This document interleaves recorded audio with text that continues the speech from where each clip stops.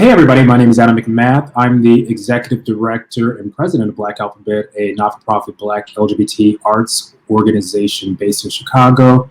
And our main event every year is the Black Alphabet Film Festival in Chicago. We also have the Black Alphabet Film Festival in Cincinnati and a couple other places as well.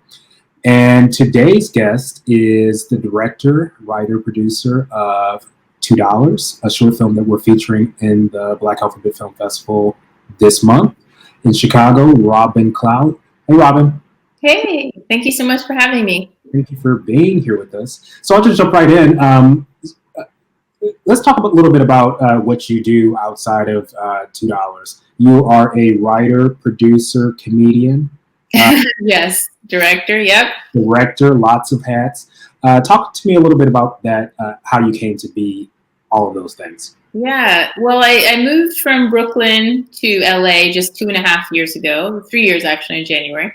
And for many, many years, I was a stand-up comic, and I'm still a stand-up comic. It's just not my primary focus right now, but I did stand-up comedy all over the country, colleges and clubs in New York. And then I started writing little comedy short videos and directing those with like my other comedic friends. And I really enjoyed directing. And then I wrote a one-act play called Out Again, and it had a great run at a festival, theater festival in New York, just for like 2 nights. But like people spent like 2 hours afterwards talking to me about the play, and I was just like, oh my god, I should like do something more with this. So I ended up writing, turning that into my first short. And it was produced by Refinery 29 as part of their Shatterbox anthology series. And that really launched my career and sort of gave me the opportunity to direct with like a full cast and a full crew and like a decent amount of funding for a short. And gave me the opportunity to experience directing.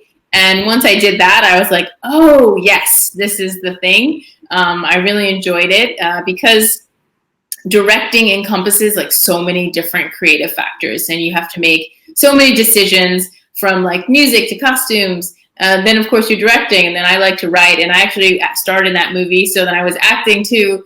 And I just really enjoyed the experience, and I was like, okay, I have to keep trying to do this. And that was about, 4 years ago. Oh, cool. Mm-hmm. So let's talk a little bit about your journey, because you seem to have had a lot of mentorship. Can you talk to me a little bit about the mentorship program with Lena Waithe? Yeah, definitely. So I reached out to Lena maybe like, I'm trying to think. I think it was after Out Again. And I saw that she was like open to mentors or mentees. And so I reached out to her on Instagram, and I was just like, hey, like we had friends in common and stuff like that. And I was just like, what are you up to? I saw this Hillman grad program that you're trying to get started. Like, can I be a part of it? And she was like, definitely. And basically, she, read my scripts, and she set up times for the mentees. So we would talk to her like once a month on the phone for like 15 minutes. We had like little time slots. Mm-hmm. And then she was like, but you need to be in LA. Like, if this is what you want to do, you need to be in LA. And so I was like, all right, I'm getting my stuff together, and I made the move. And our relationship continued then. And then I got into the AFI directing workshop for women. And she was like, okay, you've graduated now. So let me go help some of these people that are really like starting out. And so that's sort of, and I met like an amazing group of people as part of the program. Oh, cool. And for those of you that don't know, AFI is the American Film Institute, and they do a lot of great programs for up-and-coming filmmakers and artists in general. And I think a lot of great storytellers have gone through that program. Yeah, it's AFI is the #1 graduate film program in the country, and the DWW, which is the Directing Workshop for Women, is a 1-year program, and it's sort of like their directing master's program condensed into 1 year, where you also get to shoot your film, and that's what I made in that program. I made $2. Cool. So let's talk about $2. What experience or personal experience did you have that inspired this film? Well, my last day job, I was working as a property manager in New York. And, I lasted 6 months, and then I left to go and make my first movie. and get back into working in real estate, which has always been I don't do it anymore, but for many years as an artist in New York, that was my money job. And some of the characters in $2 are based on real people that I work with. And I would say a lot of the experiences I had were sort of like amalgamation of different work, sort of microaggression experiences that I've had over the years. And that's what inspired it, because I would sit there and I would just think about all the things that I wish I could do, like ways in which I could walk out, ways in which I would quit. And there was a woman at my old job who was obsessed with the lottery, and that part is like for real, for real. And like every week she'd be like, "You got your $2?" And I'd be like, "Oh yes, it's like such a waste of money. We're never gonna win." But that sort of, I thought, man, what if I did win? What would I do? I would trash this place. Yeah. So I think the film resonated with me personally because I just finished a 13-year stint. Sounds like I was in jail. Wow. 13-year stint in corporate America, and being a Black gay artist in corporate America and dealing with that energy is not necessarily for us. So when I watched this film, and part of what made the film great was it was funny. We got to laugh about it. So in the film, you have a recognizable lead. Do you want to talk about your lead character? Yeah, Gabby Maiden is incredible. She's been in Stranger Things. She was in, I think, season 2 and possibly season 3 of Stranger Things, and she's been in a couple of other features. And she's really climbing the ranks. And also Carissa Lee Staples, who plays Veronica. She's also an incredible TV actor, and she's also been in a couple indie films. And together they were just like the perfect combination. It took me a really long time to find Sid's character. I think I held auditions for that role for almost 3 months, and I had everybody cast. And then it turns out Gabby had gotten the email, but it went to her spam folder from my casting director, and then she found it, and literally down to the wire, she found it, came in, and I had her read with Naomi, who plays Rashida, and they just were like, boom, it was just yes, the hair, the gap, everything. I used to have a big fro, so I was looking for someone that had big fro, and also an actress that had a gap. And she walked in, and I was like, oh shit, you exist. So it was perfect. And I think it was perfect for the role. I don't think I can imagine anybody else playing that role. Right. Maybe outside of you, of course. Right. I was like, oh, that ship has sailed. I'm not going to be in it. Yeah. So let's talk about the process. How long did it take you to make? What were some of the challenges and some of the triumphs on set during the filming of this? Yeah. In terms of the script, I submitted to the DWW program with that script, and then through the year we go through a script writing process. And so there were lots of incarnations. I think there might have been 10 or 11 versions of that script. And I shot for 4 days. I had a pretty big crew of 25 to 30 people. We had 2 locations. I was able to secure the entire floor of a actually old Disney office space in Burbank.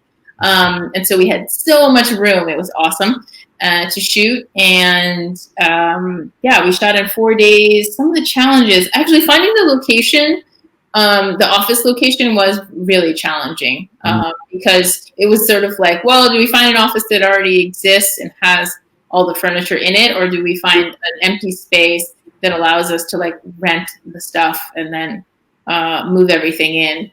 And I ended up cutting my day count down from 5 to 4 so that we could afford to pay for all the office set and all of that. So interesting. So what's next for $2? What do you expect to? Well, $2 is doing the festival circuit right now, which I wish I could be out traveling to all the film festivals, because it's one of my favorite parts of making a movie. It's watching other filmmakers and also watching the film with an audience. It's really exciting.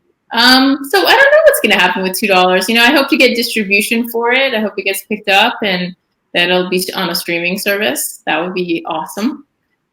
People have talked about wanting to see more of Sid's character and what happens to her or them after they get free, from work. And so that's something I'm considering too.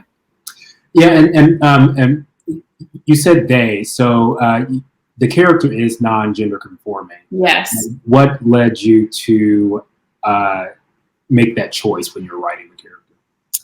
I wanted to explore a character that was going through that particular struggle. I think a lot of my friends within the last 5 years have started shifting their identities, and myself included, a little bit, and exploring what it means to, you know, embrace the GNC title and go by they and them. And some of my friends have changed their names. Some of them have gotten top surgery. And so, like, people are really evolving in all of these interesting ways. And so I wanted to just have a character that was going through that, because it's very rare, honestly, I think, that we have, sort of gender nonconforming lead, especially in a movie. Yeah, and I actually think it's interesting because it's a brave thing to do, of course, and it was a clear it was a clear intentional choice that you made in the movie, and I felt like it really connected the character to the story even more, and hopefully the audience connects with that even more. So, what is next for you? Oh my goodness. I am working on a bunch of things. I made a doc series called Passing, A Family in Black and White, that premiered at the Tribeca Film Festival. And it's about family members of mine that left Harlem in the 1940s and moved to Nebraska and decided to pass for white, and live their life as white people until I found them and was like, hey, surprise, you're Black. And so I made a 6-part series about that. And I am currently working on turning that into a scripted half-hour series. Oh, wow. Mm-hmm. I can't wait to see. Cool. Do you have anything else that you want our audience to know about you and $2? Or is there anything that you want them to experience or get out of watching $2?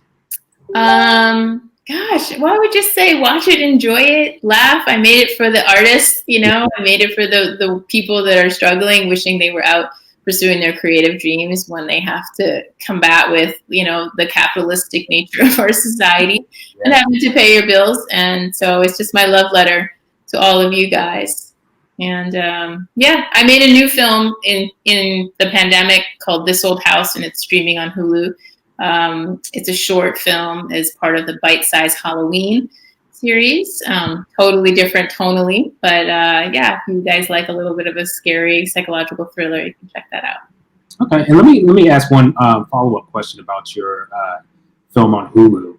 Mm-hmm. What's the experience like, or how was it making a film during the pandemic? It was very stressful. I worked with Disney. And they were very organized in terms of like the COVID testing and all of that. But it added just a whole nother layer of organization on our part. I would say the key things were we had to get tested multiple times before we actually got on set, and get tested the morning of set. And one of the most challenging things was that I had to have backup sort of understudy cast and understudy crew in case anyone came to set that morning and ended up testing positive, and then they had to be sent home. We needed to have a whole entire new actor to step into the role. Wow. Or a crew person. So it was pretty intense. Luckily, it was only a 1-day shoot. But yeah, I learned a lot about COVID preparedness and prepping. Yeah, I feel like this is going to be something that we're going to have to get used to for a little bit, even into 2021 if we're shooting things. Yeah.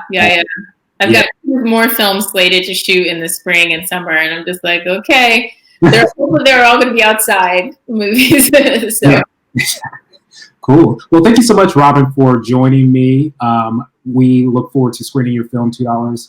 At the Black Alphabet Film Festival, starting on November 16th, which is a week from Monday. And this year, for the very first time, we are doing an audience award. So if you are watching these films, we are allowing you all to vote on your favorite ones, and we will send a award to the winning artists. So thank you so much, Robin. I appreciate you, and Thank you. See you soon. All right. Thank you.